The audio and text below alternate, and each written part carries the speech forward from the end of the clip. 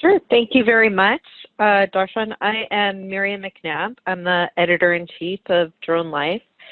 We are a global news site focused on the commercial drone industry for anyone who's unfamiliar with us. And over the last few years, I've written now over about 3,000 articles on the commercial drone industry. And one of the things that Drone Life has really tried to do is to contribute to the industry by spreading the word about the good things that drones are doing, and by using our platform to bring the drone industry together to let people know about the critical issues facing our industry. Like any new industry, things are evolving rapidly. There are real opportunities for the community to influence that evolution. So we are really excited to be part of this monthly event, to join the conversation and learn from all of you, and to report monthly on the conversation that we have here, so that kind of the global audience can also get the advantage of the feedback and the expert opinions. Thanks, so Miriam. Thank you very much for having us. Thank you, Miriam. And as we mentioned, this announcement will be going out soon from both sides, so do follow it. And we are looking forward to more people being involved in this, your voice being heard, your discussions, and the comments that come out of this. So with that, we'll open up our segment to news, the current news and global news. Miriam, if you want to read out the first news, and we'll open now this discussion. All right. So I chose a selection of big topics from this month, sort of U.S. focused. So the first one on the list was DJI drones and the Autel lawsuit. Will DJI drones be banned in the U.S.? That was a huge headline, picked up a lot of places. We had 2 articles on that, the DJI Autel lawsuit, which was the Autel lawyers' point of view, and then we picked up one on the DJI attorney's point of view on the subject. So that was interesting. And then kind of under that, also roughly on the subject of DJI hardware, because it is so widely used, DJI's new commercial drone came out this month, also the Matrice 300 RTK. So I don't know if anyone wants to dive into that, or or what anybody knows about that so far. Sure. I think I'll since it's law related, let me just start with Ashley's few words and comments, and then we'll open it up to everyone who have suggestions on this or have discussions. And like mentioned, please follow the guidelines. Let Bill or Nicole know if you want to speak. Ashley, go ahead. Sure. I'll caveat this intro with saying that I'm not a patent attorney, so I do not know the ins and outs of the patent infringement details of that lawsuit. What I have heard and what I do know, mostly from those Drone Life articles, oddly enough, is that it's in the International Trade Commission Court, which is not the U.S. Patent and Trademark Office. So it seems like overall the threat of stuff getting banned from U.S. markets is probably fairly low, but that's obviously still up in the air waiting for a formal resolution.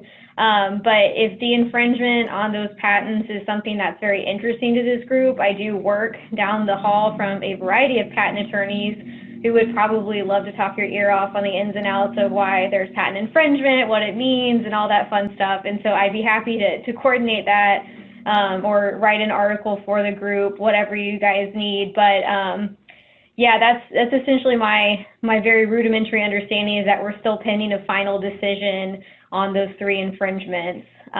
So I'll pass it back to the group if anyone has any comments to add. Sure. Anyone else in the panel who has any comments on this? So I would say definitely an interesting topic from the dealer side, as an authorized dealer of these products, because customers are always wanting to know what's going to be available and what might not be available. So when these articles come out, you immediately get additional articles that just start kind of clickbait in a sense, right? Not actual true information. but saying, hey, if this were to happen, if it were to turn this way, no DJI product with folding propellers will be allowed to get sold in the United States. So you have a lot of people on this recreational side and commercial side that are kind of wondering, hey, do I need to buy something up right now? Is this going to be made available in the future? And some information comes out through these channels. So I don't know a whole lot, but what I have kind of heard is in regards to enterprise, this isn't going to affect it. Maybe this is just DJI and what they're saying, but the impact on enterprise products, I'm hearing that it isn't going to play much of a role. And the M300 was kind of mentioned. So I don't think the M300 is going to be impacted by any of these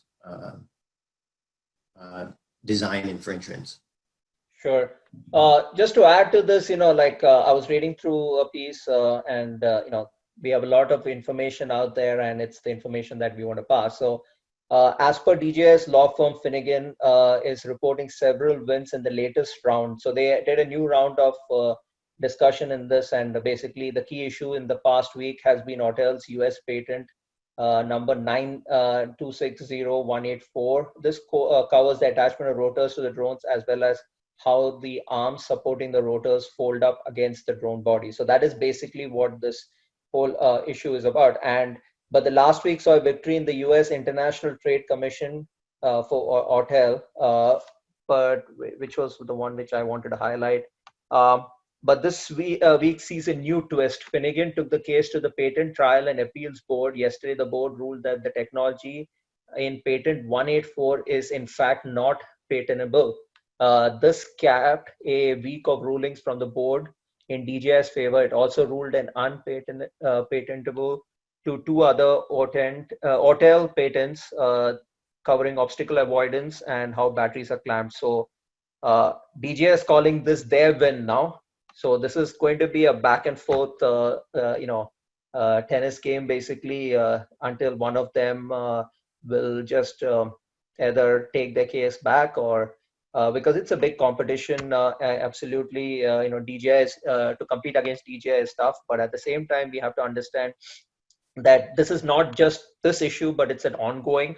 I think Riley will add into this, like how public safety agencies are already being concerned, state and local are being concerned. Really, there's news, there's a push coming from right on top from federal side, especially agencies that are being federally funded to start looking at other options other than DJI, but they are not getting the information that they're supposed to, like why or what is the issue. All they're getting information about is that to look for non-Chinese drones. So it's not a good information as from the leadership part to just pass that message on, because over 90% of these programs that are using DJI drones, and I myself, when I was in DOT, we used DJI drones, and most of us all use DJI drones. To replace it, it's a issue because it depends on what type of operations you're doing. If you're just doing pictures and videos, those type of general stuff, yes, you can switch to a lot of other options, unless you're a cinematographer and you have some. If there are certain lenses that DJI have that is better than anyone else's. But if you're looking at the survey side, the other operations that are using the the 200 and 100 or even the 600 or even the 300 now, there isn't anything to replace it, or there isn't anything in that price point to replace it. Yes, there are other models, there are other technologies out there, but it's all prototypes or make as you go type of model. So it's a tough competition for any company to compete. But end of the day, we have to realize one important thing is when it comes to security issue that has been the early on problem. Most of our state and local and many of the other organizations, the information is public. So we really don't have a lot of things to, a lot of restrictions there. So I don't see a lot of problems happening at the state and local or public safety level immediately, but there is a push from the federal level in a big way. And if anyone else has any thoughts on this or have anything more to add to this from the audience, do raise your hands, or we can give you an opportunity to speak. And we did transition kind of from the lawsuit litigation into the security there, correct? So someone just posted, okay, can anyone name one total American-made drone that has all the features and price equivalent to a DJI Phantom 4? Anyone to take that? I don't think there's anything totally American-made. I'll make one other comment. If you're concerned about purchasing now, understand that this is a litigation that's been going on already for 2.5 years. Once it makes it to the American courts, it's probably another 2.5, 3 years before it's ever going to be rectified. And by that time, you're probably looking to upgrade or replace your drone. So, consider that, I consider that the lifespan of a drone is about 3 or 4 years, just like a computer. So by the time it's all worked out, and I think of it as an Apple, Samsung fight, that someone's probably going to pay off the other in the end, and they'll still keep the market available to them. But again, that's just an outsider looking in. But I think we're still in for years of litigation that what you purchase today probably isn't going to affect you, in the shortcoming. So don't be too timid from that. I think Wayne has posted into everyone a link about the discussion. So we also have a request now about remote ID, which is actually one of our topics. So I think we'll move into that one now. So if no one else has anything to add on the DJI part, anything else that we are missing or any other information you all need, we are not pro any company here. We are support all technology. Darshan, could I throw in? Hey, this is Linda. Hi, Linda. Hi, everybody. Sorry, I'm like hopping in late. I had an issue with David, right? What do you guys think about Impossible Aerospace, right? Like I saw that article about them, right? And they're trying to go against DJI. Has anything happened there? I am not really sure on that side. Not much information. Anyone has more information then? Hey, this is Abhishek here. I think probably Impossible is doing some fire safety work with the California Fire Department, I believe. And I had just reached out to their CEO, he was an ex-Tesla employee. So due to that relation, so I had just spoken to him, and that's the only conversation I had. And with some of the public demonstrations, what I've seen on their LinkedIn page and some of the stuff in media that they were trying to help with because they have, I think, a very high endurance time. Probably it's an hour or something, and the range. So the platform, I'd say the platform itself, the batteries are all internal. So this is not a drone that you can fly and then swap the batteries out. The batteries are internal. It has a high flight time exceeding 60 minutes. The problem is once the batteries are dead, you have to bring the drone down and you have to charge the entire unit itself. Yeah, that's true. So something new I learned today. See, that's the thing, this is why I feel a lot of discussion. One thing I want to mention is, Linda, you want to just quickly also introduce yourself so people know who you are, and Abhishek, same thing, who you are, so that way people know. Many of them know your name, but it's good to know.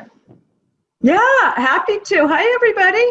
I'm happy to join this group. I only just saw this. So I'm with Commercial UAV Expo. I've worked with 3D technology conferences for so many years. I also work on SPAR 3D and AEC Next.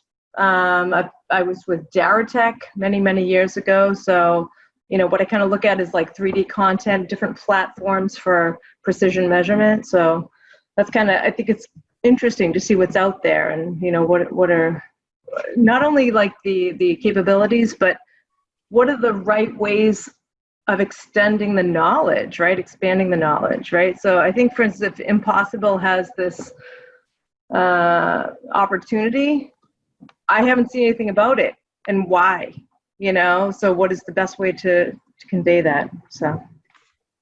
Sure. Thank you, Linda. And Abhishek, was that you who spoke? Yeah. So I am a mechanical and aerospace engineer, and I have worked on like battery technology in the past. I am a Part 107 license holder as well, and I like to like build drones and stuff. Currently, I'm based out of Cincinnati, Ohio, and I'm working here. Great. Ohio, Ohio is, quickly on that, where's the birthplace of aviation? Let's make sure you know that.